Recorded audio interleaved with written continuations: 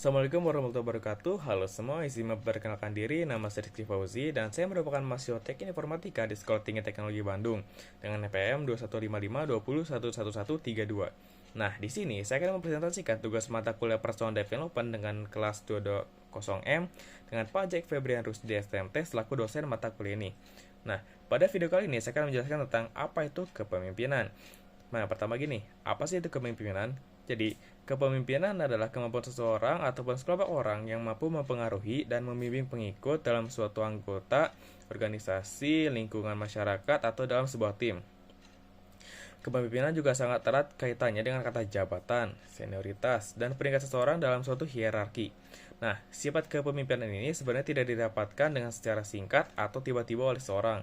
Namun, sifat kepemimpinan adalah sebuah keterampilan seseorang yang bisa didapatkan dengan dikembangkan atau ditingkatkan seiring waktu berjalan. Nah, lalu bagaimana cara mendapatkan keterampilan menjadi seorang pemimpin? Ada beberapa hal yang dapat dilakukan untuk mengasah kemampuan kepemimpinan seseorang. Di antaranya, pertama, terlibat dalam komunikasi yang jujur dan terbuka. Salah satu elemen terpenting dalam kepemimpinan efektif adalah dengan menciptakan jalur komunikasi terbuka dengan seluruh anggota. Lalu, poin kedua, terhubung dengan seluruh anggota. Memimpin sekelompok orang memerlukan rasa saling percaya dan pengertian antara pemimpin dan anggota lainnya. Nah, untuk mencapai hal ini, para pemimpin harus belajar untuk terhubung dengan seluruh anggotanya. Poin ketiga, tetapkan tujuan dan harapan yang jelas. Menetapkan tujuan dan ekspektasi yang jelas kepada anggota adalah kunci kesuksesan pemimpin. Saat menetapkan tujuan ini, dorongkanlah pertanyaan dan umpan balik. Libatkanlah semua anggota dalam proses penetapan tujuan agar dapat meningkatkan kebersamaan semua anggota. Lalu poin keempat, pertahankan sikap positif. Meskipun para pemimpin berharap agar operasi sehari-hari timnya dapat berjalan lancar sepanjang waktu, kadang mereka juga mengalami kendala, baik itu miskomunikasi kecil atau kesalahan besar.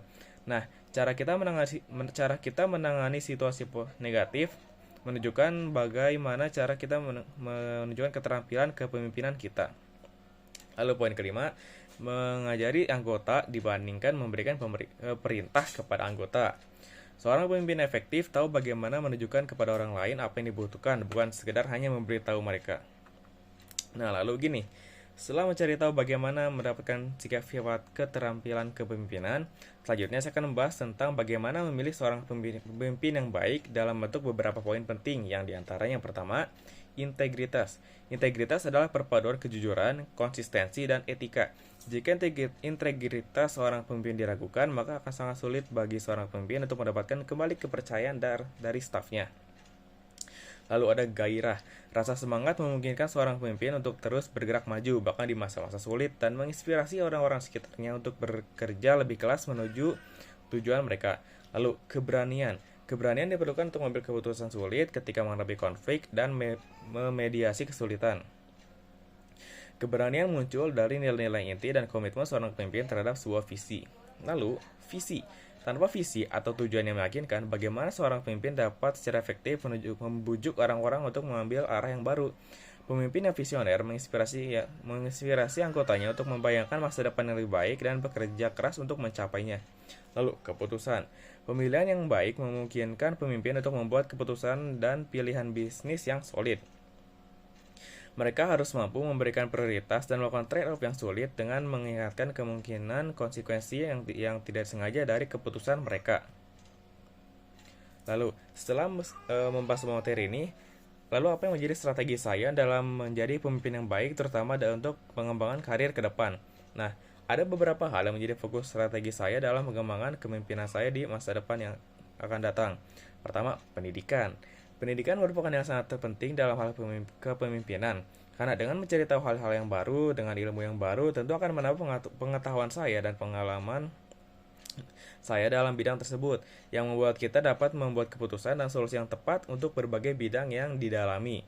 Lalu, relasi. Dengan membuat impresi yang bagus kepada berbagai macam pihak, mulai dari teman dekat sampai dengan HRD di sebuah perusahaan, kita dapat membuat sebuah relasi dan rasa kepercayaan kepada mereka bahwa kita bisa dan mampu untuk mengatasi situasi yang mungkin mereka perlukan orang untuk mengandalkannya. Lalu, tantangan.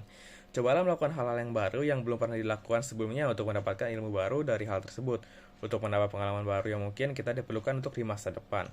Lalu, berikanlah dampak positif kepada orang sekitar. Selalu memberikan suasana positif ke lingkungan sekitar untuk memberikan kesan yang baik kepada orang-orang yang ada di sekitaran kita.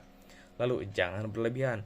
Dengan melakukan semua ini, jangan lupa kita perlu untuk menjaga agar tidak melakukannya secara berlebihan dan tetap memberikan waktu yang untuk kita beristirahat dan memastikan kesejahteraan hidup untuk diri kita sendiri. Lalu, di poin terakhir, apa hubungan materi ini dengan pemilihan presiden saat ini? Dengan menyadari pentingnya peran kepemimpinan dalam kehidupan sehari-hari, tentu saja kita menyadari bahwa sebentar lagi kita akan memilih seorang presiden untuk memimpin negara ini ke masa depan yang akan lebih baik. Berdasarkan poin-poin yang sudah saya sampaikan di atas, pilihlah seorang pemimpin dengan jalan pikiran yang selaras dengan apa yang kita inginkan. Jangan paksakan ideologi pemimpin orang lain dengan ideologi kita sendiri, karena kita semua punya keinginan yang berbeda-beda dengan keinginan presiden yang berbeda-beda. Namun, pada akhirnya, kita akan dipimpin oleh seorang presiden yang telah kita pilih sendiri dan kita harus menanggung konsekuensi ataupun efek baik dari yang presiden yang telah kita pilih. Baik, itu saja yang dapat saya sampaikan dan jelaskan pada tugas video kali ini. Terima kasih telah menonton dan sampai jumpa lagi di video selanjutnya. Yo.